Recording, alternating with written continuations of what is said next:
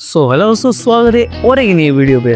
आज मैं आपके लिए ऐसा आइटम लेके आया हूँ जो कि हर किसी के घर में सुबह और शाम को बनाते हैं। लेकिन उसी आइटम को लेके मैं एक नया आइटम बनाने वाले हूँ, तो वीडियो को एंड तक जरूर देखना और चैनल पे पहली बार आए तो शेयर करना और सब्सक्राइब करना।